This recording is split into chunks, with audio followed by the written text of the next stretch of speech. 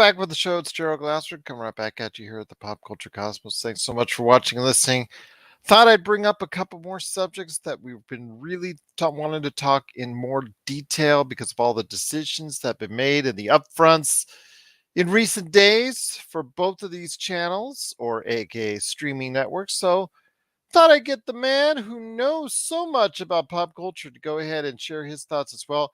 You got to go ahead and check it out and out anytime, or check him out anytime. He's here at the Pop Culture Cosmos. It is my good friend, Mr. TJ Johnson, on the road again. TJ, how you doing? I'm always good. Double G, it's always a pleasure being on the Pop Culture Cosmos. Absolutely, absolutely indeed, my friend. A couple things I wanted to go ahead and run by you and hear your thoughts on. With the upfronts recently in regards to networks and streaming outlets displaying their wares for the upcoming season, trying to almost ignore the fact that there's a writer's strike going on instead of trying to rectify that, as fast as possible. Instead, they want to go ahead and try and put everything out there that they can, including a lot of live stuff, including a lot of stuff that's reality TV and whatnot. I feel like it's a flashback to 2007, 2008 once All again, over again. all over again, for better or for worse. I do want to go ahead and ask, though, there is a new reformed channel, the Max channel, that is coming out on the 23rd. And I just wanted to go ahead and ask you, with all the changes and the things that HBO Max has done over the past couple of years, I really thought creatively they were really at a high with all a number of great shows and movies that were hitting that channel. But unfortunately, the finances dictated much otherwise when it was revealed that they were hemorrhaging a lot of money with the HBO Max concept. Flash forward a couple years later, they've now combined with Discovery Plus to create a all new thing called Max. So you tell me your thoughts on what Max is to you and what you think it'll be like for their future.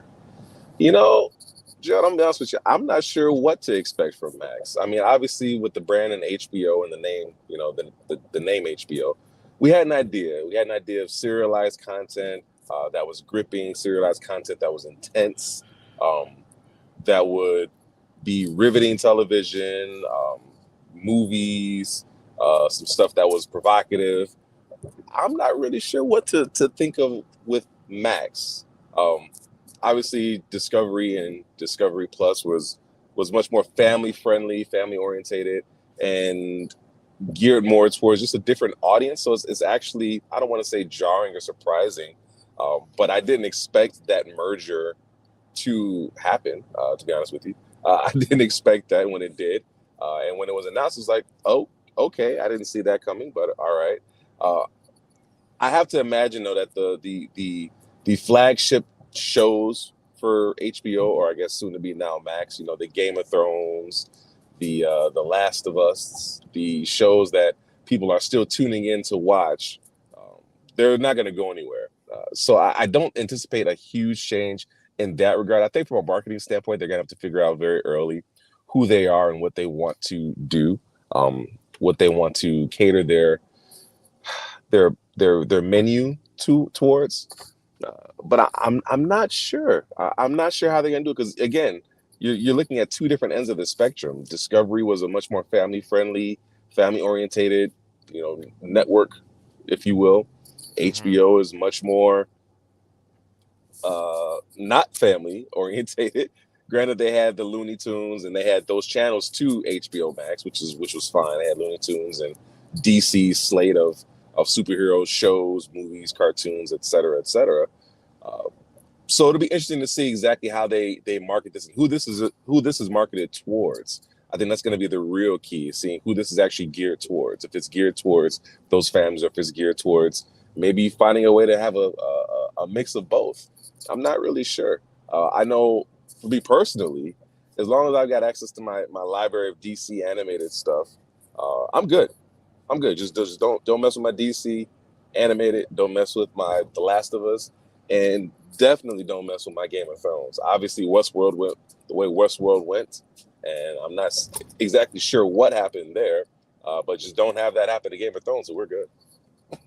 Well, when it comes to Max, and you said you're good, but the thing is, there's going to be a little bit that's changing with it, Yeah. and of course, we'll see the same thing with Disney when we talk about that with Disney Plus Mhm. at Hulu later on. We'll talk about that here in a little bit, but when it comes to what we're going to see with Max, I'm curious as to what we're going to see because again, they late last year, pulled a lot of their programming Yes, off they the did. table and also did not ever, or shelved, I should say, or don't plan to ever release Batgirl in any point in time, which is also very disappointing because, Yes. depending on who you talk to, is going to be really good or was not going to be really good. So, the fact that we won't be able to go ahead and see it is probably going to be a little bit disappointing to fans out there of the DC universe and things of that nature. But I wanted to ask you, when it comes to the things you might see on Max outside of the Lord of the Rings, like you talked about with The Last of Us, the stuff that they have, the Game of Thrones stuff that they have, as far as that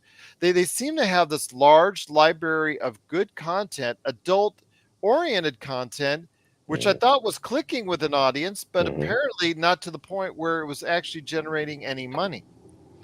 Well, I have to imagine how difficult it is to generate money in this in the streaming business, and what I mean by that is obviously Netflix was the one that kind of really kicked it all off, and the whole password sharing and ensuring that there are multiple people that are utilizing the same account. Those are all things that are still going to be issues moving forward. Obviously, Netflix is doing what they can to address them. I'm sure Disney, Max, and other streaming services will ultimately look at doing the same thing. I think the only one that may not do something like that is Amazon Prime because it's Prime and everybody shares Prime as it is anyway. So they kind of just almost seem to accept it as a loss.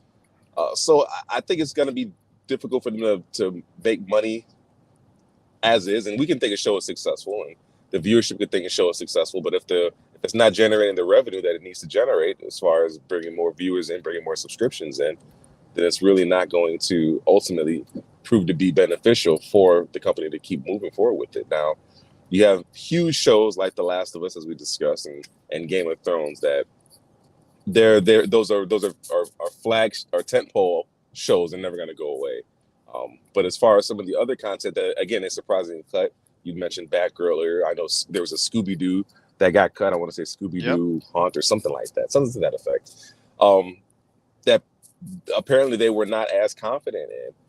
While you hate to see that from a fan standpoint, because there are a lot of people that are going to be interested to see what happened with Batgirl. Obviously, that was going to be the return of Michael Keaton's Batman, and there were other things that were going to be visited with that. That was probably going to lead more into Flashpoint. That's going to be coming up here soon. You're disappointed to see those things go, and I just don't want them to start continuing this trend of getting rid of content and not really having a replacement or a way to still get said content to the consumers that have paid subscriptions to be able to see that kind of stuff on a demand basis, so to speak. Um, it's going to be interesting to see how that plays out. It's very going to be very interesting how this plays out. It's going to be something where I think a lot of people are going to be keeping an eye on it because as people then decide whether or not they want to commit long term to more streaming networks or to streaming networks, we're going to see how that's going to be developing over the next years and months and coming up because the fact is that the streaming wars have had some attrition now. We the 2020 days where everything was all about streaming, those days, I don't want to say they're coming to an end, but they're changing to say the least. These streaming outlets are talking about cutting back on programming, cutting back on new shows or movies or content coming to these streaming outlets, yet they're talking about bundling and they're talking about increasing the price, which is making it harder and harder for the consumer out there to go ahead and say, you know what, I want to commit to more of these streaming outlets. Oh, absolutely. I mean, we used to before think that it was a big deal to cut the cable, right? And that was the whole point Hmm. of these streaming outlets to be able to offer you on-demand content, the content that you want. You're paying for what you want to see as opposed to paying for a bunch of channels that you're never going to use. And it was supposed to be cost efficient. It was supposed to make your cable bill much, much more manageable. When in fact, I think it's kind of started to do the opposite. I think it's starting to creep up because if you're already paying for top tiered internet, you have to be paying a certain amount for a certain amount of bandwidth, and you want to be able to stream, multiple shows in a household. Everybody doesn't want to watch the same thing, so on and so forth. And then you're going to have multiple services. Now, granted, a lot of those services are bundled with other things that we use daily. I know my Netflix is bundled with my T-Mobile, my cell phone, so it kind of makes it a little bit easier to on the palate to have a Netflix account. Having Disney Plus along with Hulu and ESPN makes it a little bit easier to have that as opposed to just buying Disney or just buying each one of them individually and seeing that bill become incrementally larger. So I think what's going to really be the deciding factor is, as you said, there has been a lot of attrition. There has been a lot of the opposite direction. And now with them cutting this content, that's really going to help decide who wants to keep what kind of packages and what kind of bundles and who wants to continue to support some of these streaming services. I know that there have been some that I've cut off. Just recently finished watching, or we're waiting to finish watching Power on Stars. And I can assure you, once Power is done, then I'll be cutting off Stars as well, because there's just no need to continue to maintain it that I know I'm not going to watch it. So it's going to be very, very interesting. And it's really going to be based on your taste. And again, with Max now, it's really going to be more who they want to be and who they want to cater to. Obviously, Disney has kind of found their niche being more family orientated, sometimes venturing off into some adult territory, if you will. But they've become much more, they have their niche as Disney. Same thing with kind of Netflix. They're the streaming service. Yeah, I get that. Yeah. Absolutely. It's got to be up to, I'm sorry. Yeah, it's got to be up to Max to kind of decide who they want to be. And then us as consumers to decide if we want to buy into that.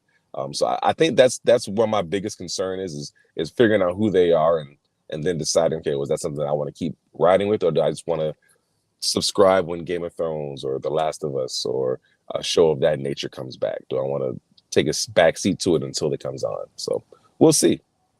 We'll see, indeed. But it is Max, the channel that's coming out. It is a combination, of course, or actually is out. Maybe by the time you hear this, it is coming out. The combination of HBO Max and Discovery Plus to that platform, all combined, that content.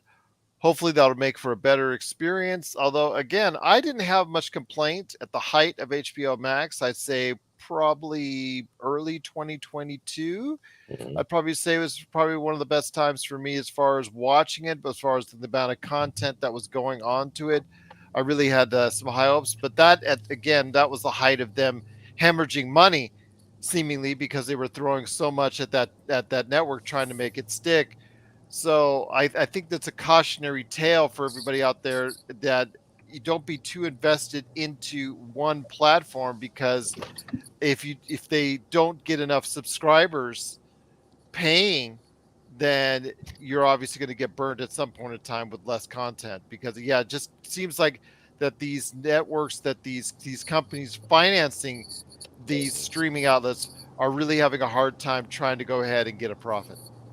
Absolutely, and that's exactly what it boils down to. They got to be able to turn a profit, and if it's not doing so, then that's what the issue is going to be. And we talk about prices going up. We talk about packages and bundling, and it really does boil down to the subscriptions. If we've got everybody, I have a love-hate relationship with subscriptions, and here's why I say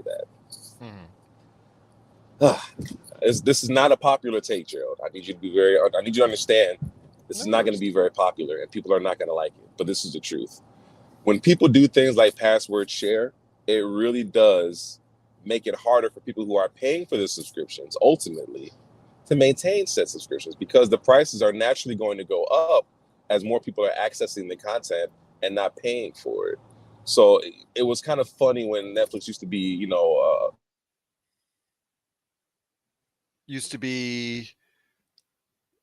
Are you still with me? But the matter is, when we have more people accessing that stuff and taking up bandwidth, taking up space on the servers, all that stuff costs money. There's a cost that goes into all of it. So if everyone, and this is easier said than done, but if everyone was already paying for a subscription to their desired platform of choice, and not necessarily password sharing, we might not be looking at rate increases. Now, obviously, it is what it is, and this is where we are. But we have to be mindful of the fact that as companies, they're looking to make a buck too. And does it suck for the consumers that the prices are going to go up? Absolutely. But there are also things that we as consumers are doing that directly affect if the prices are going to go up, and things like password sharing and having 4 or 5 different people on an account really does have an effect on the fact that that's 4 or 5 subscriptions that they're not getting. And I can say that as somebody that works for a company that makes their money off of subscriptions. When people do things like share accounts, then that's revenue that we're not getting. Granted, we're getting sales as far as dollars in the warehouses, but we're not getting that revenue for that membership sale. So I can understand it. I don't like it. It's not, again, not a popular stance to take, but understanding the way business works and understanding the way that the revenue is gotten or is received, I seen this coming years and years and years and years ago. I'm surprised it took so long for it to happen, to be honest with you. Well, I'll tell you what, my friend, Max is going to be something very interesting to see how it continues to develop with Lord of the Rings, Harry Potter, everything that's attached to it. It looks like it's going to be something that, again, that people are going to have to get used to as far as the Max channel is concerned. Maybe with the influx of Disney Discovery Plus content, that'll hopefully be a nice boost for them. We'll wait and see. But it is TJ Johnson, one of our great, great, great, great, great individuals that we actually have here all the time here on the show. And I cannot thank enough for being a part of what we do here. The second different, altogether, brand new, combined thing that was just announced a few days ago was Disney Plus by the end of the year, finally coming to their senses a little bit, although it's not complete, as I had gone ahead and said for many years now, combining Disney Plus and Hulu onto a one app platform, with Comcast now saying that they may be more, they're thinking about it, that there may be more available to going ahead and selling off their share, their 33% share of Hulu, that Disney will buy it out at some point in time and eventually take it over entirely. But the fact that it will become a one app experience gets closer to my ultimate thing of, as far as my ultimate design, my ultimate prediction that I made years ago in regards to Disney uh, Plus, this Hulu, and also as well ESPN Plus, all coming together on one platform, similar to what they have in markets already around the world, finally coming together for people here in the States. Yeah, I just I just don't think it's a big enough deal. Like, okay, so we're gonna have Hulu and Disney together on one app, so that's one less app that I have to download. But it doesn't change the fact that the content isn't. I mean, unless the content changes along with that. Now, granted, those type of things are inevitable, right? And maybe this is what they're going to be able to do to help save some costs and maybe keep some of the content from being cut that ultimately will be cut. Uh, but I really don't. I don't see it being a huge deal one way or the other. It's just one less app to actually have to pick up and run. And granted, you can combine all the data from those apps and you have one localized location for it, but then that's just more bandwidth to that one localized location. So I don't really get the strategic point behind it personally. Oh, I do. The easier Go use, for the it. easier for the consumer. The easier for the consumer, the I mean, more apt they're going to stay and retain. And plus, also as well, everything in one place. Why do I have to worry about this bundle for Hulu or for Disney Plus or for ESPN Plus? Maybe some people didn't want one part of it or another part of it. Now, if they do want it all, they're just going to get it on one ease of app use. yeah, and but I guess my concern or my issue Or with I that is should that say, I was just say the Hulu Disney Plus part. My hope is that everything, including ESPN, goes on one app. gotcha. Well, I know that when I bought my Disney Plus, I bought it bundled with Hulu and ESPN Plus as well. So yes, you're using one less application or two less applications, if you will, if they're going to combine everything into one. Um, but ultimately, I guess it makes a more streamlined experience for the consumer. So I guess that would be the benefit. I just don't know if it's going to be that huge of a benefit, as opposed to them being on three separate apps. Okay, but it's all still one account. So yeah, I I, I just don't see it as being such a huge deal personally.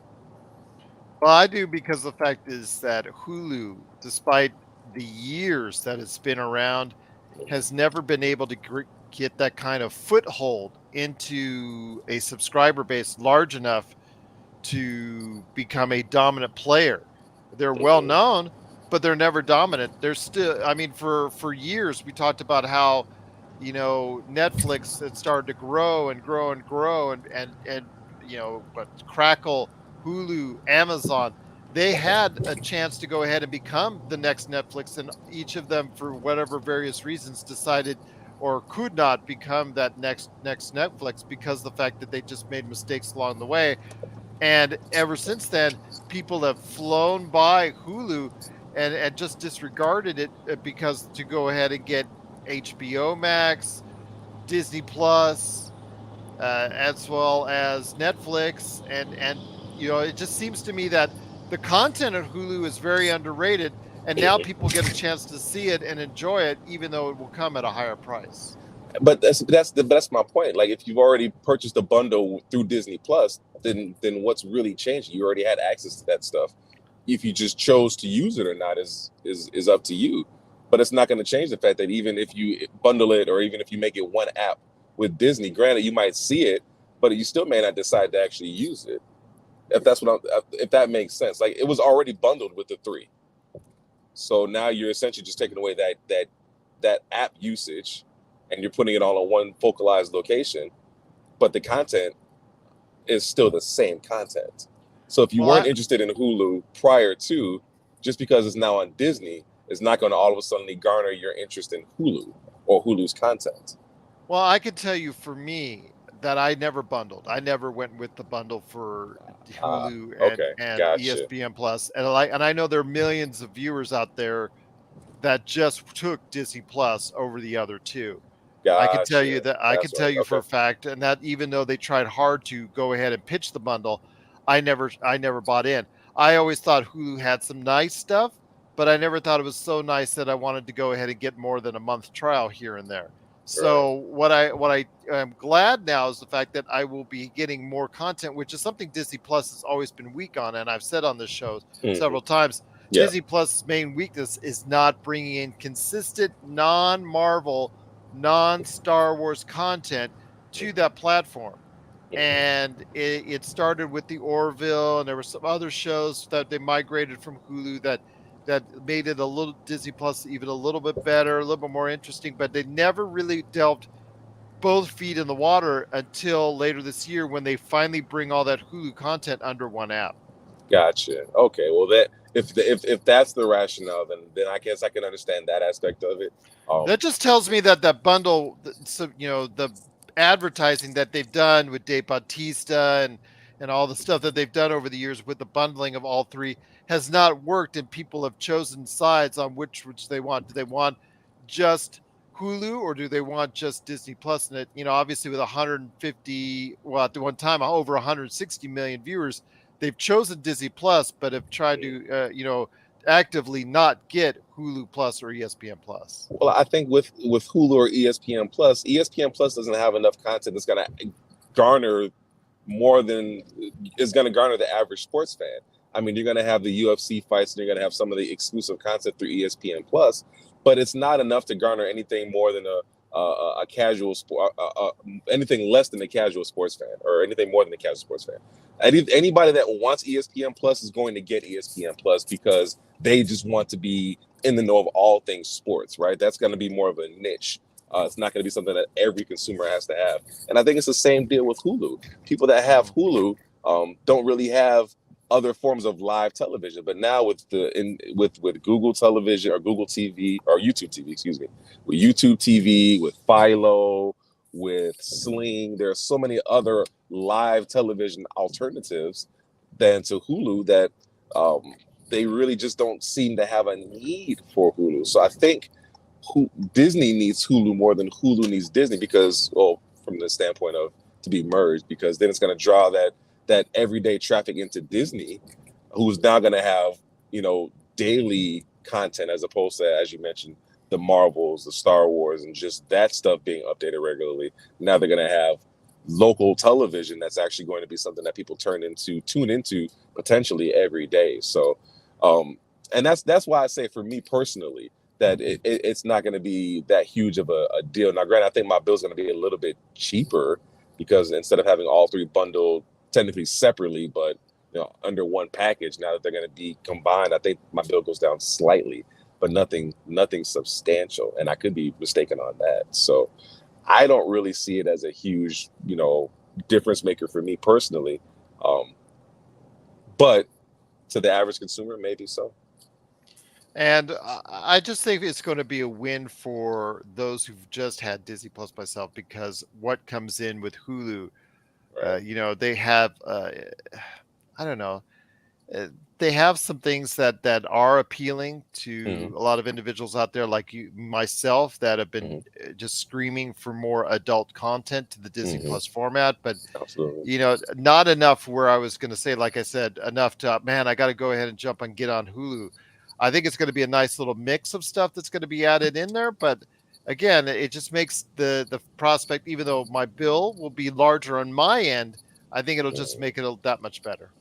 Gotcha, and that very well could be. I do think it's imperative that for Disney and their ultimate success to continue and to thrive, they're going to have content that caters more than Star Wars, Marvel, as you mentioned. You're going to need some more adult content. And honestly, Hulu is how I watched a lot of these shows that I would talk about on the air with us here. I spoke very highly of that show, This Is Us, that my wife and I both enjoyed.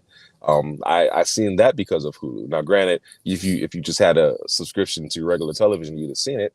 I didn't have local television because I didn't have a local, I didn't have a regular cable box. So I was able to see shows like that I was exposed to due to Hulu. So I did partake in Hulu. I just, as somebody who originally bundled that consumer, I feel for them because I don't see what they're really getting out of the deal.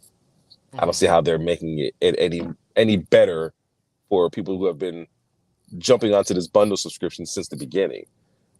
Me wanted to have all the information on sports, wanted to have access to Hulu as well. It just made sense to bundle everything together because I had already had those separately anyways. So now they're gonna combine it even more. I just don't see the benefits as somebody who's already got the bundle. Does that make sense?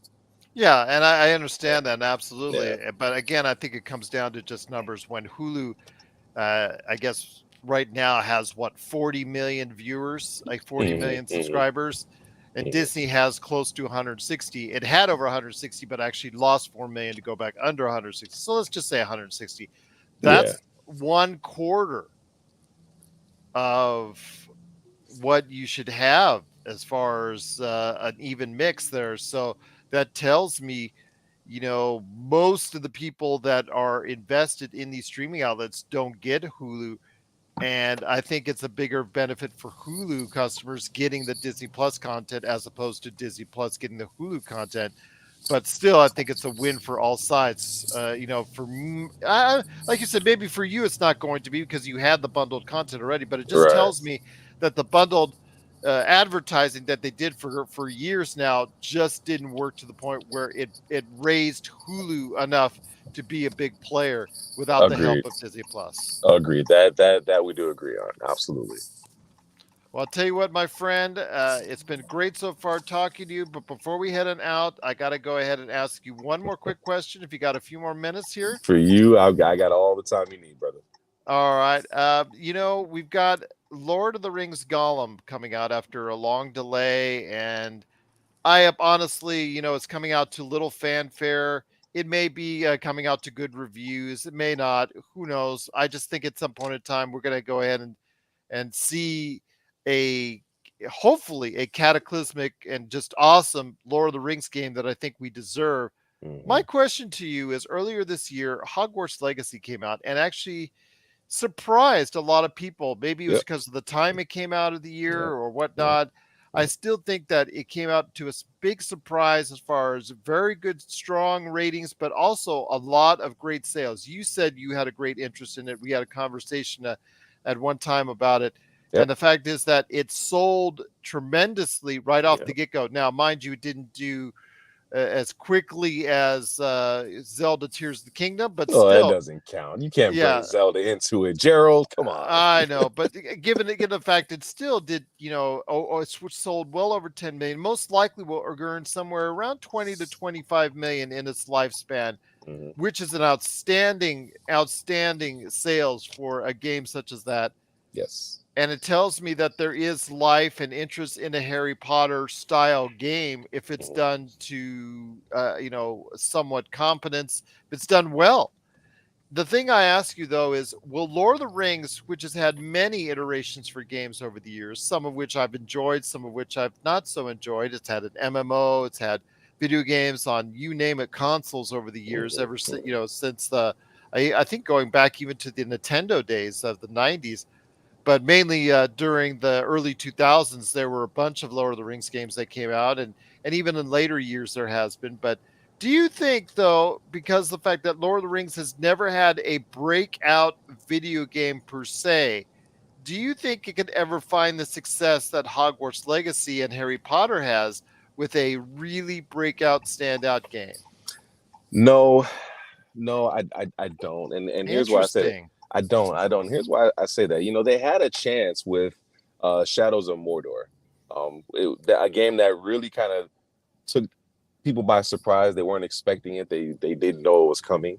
And it did pretty well. Obviously, it garnered enough for a sequel. It had a nemesis system that had never been seen before in a game, and it made for some really interesting encounters in playing that game. So I think Hmm. they had a chance with a game like Shadows of Mordor that they kind of came out of left field. Nobody knew was coming by a development team that we weren't expecting to put out something like that. And it was very well done.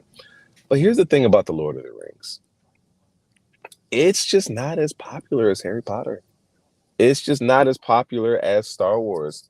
And as much as I enjoy the Tolkien series, as much as I know you enjoy the Tolkien series, it's Hmm. just not the same level. And because it's not the same level, because it hasn't been able to endear itself to uh, the same amount of people, it's naturally just it's not going to be able to do that. I don't know many kids that talk about Lord of the Rings, and having young children now, I'm still around enough young kids to where I can hear that type of stuff. I can hear what some kids are talking about, nieces and nephews and cousins, and what they're referring to, and nobody's talking about Lord of the Rings. Nobody's talking about Tolkien. They're talking about Star Wars. They're talking about Harry Potter. They're talking about um, some of those other uh, games and some of those other franchises, and that's what's interesting to this particular conversation, because we're talking about a medium that you and I have grown up with, that we're going to probably enjoy another Tolkien experience, and we'll enjoy it. But the truth of the matter is, it's just not as popular as Harry Potter.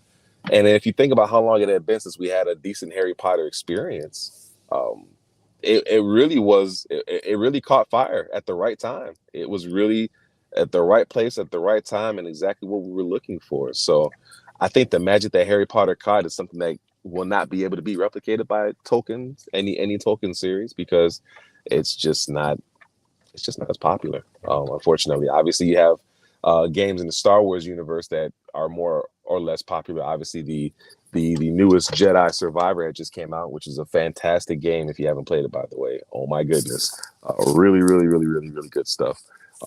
Those are things that people are excited about because the Star Wars brand, for as much as it had been diminished due to the recent movies and controversies around character development, so on and so forth, there's those are still movies